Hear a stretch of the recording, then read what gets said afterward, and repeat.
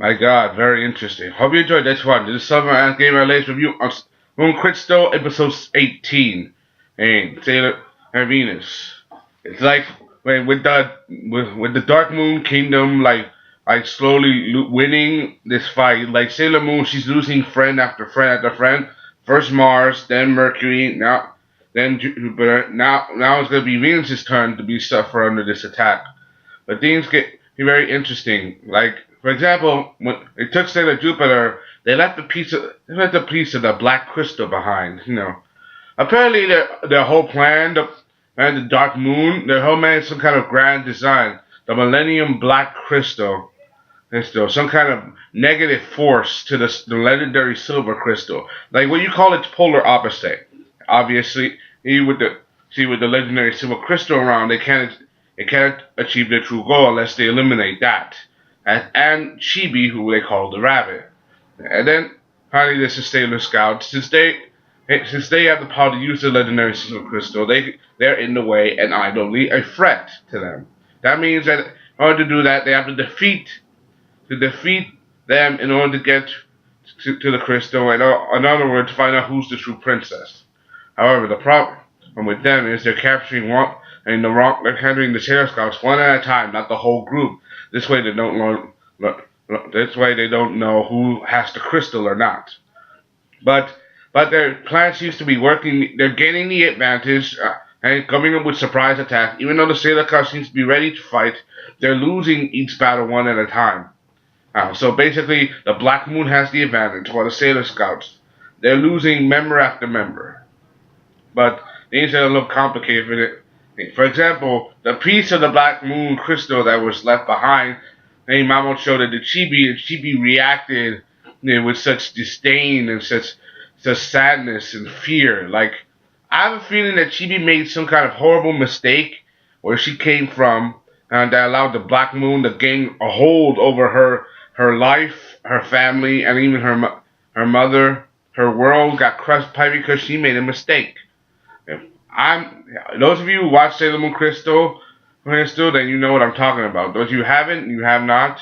If you've read the manga or watched the original anime adaptation of Sailor Moon, then you know what I'm talking about. But you have to understand, man, with so many things going on in this episode and this series, we still have a lot to learn. Because I've never read the original manga, but I only watched the anime, and we all know anime and manga aren't precise. So, one of the things I got most of all in this episode, Mamo still has the pieces of crystal, Jedi, Soysite, Nephlite, like Kunzite. Like he talks to them after he uses his power, whatever power he has. Apparently, he has his own power that's still yet to be unknown. He summons their spirits, even asking them for advice.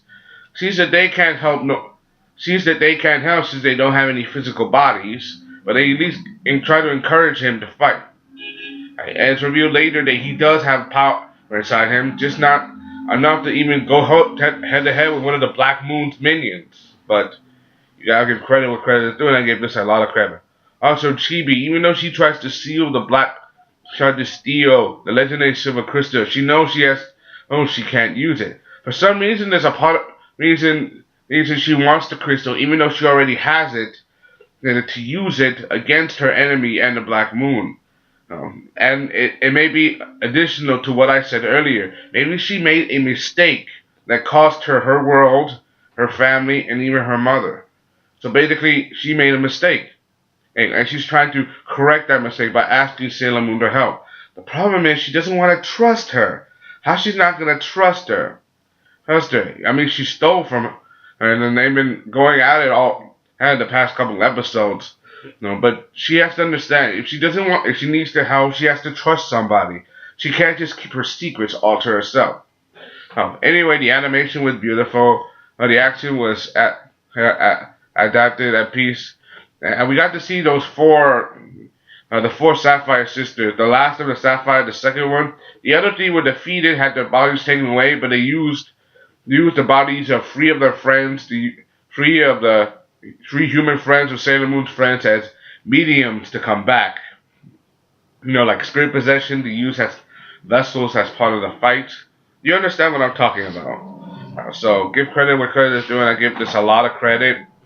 And I mean, it's the biggest surprise of the episode was Chibi said she's from the 30th century.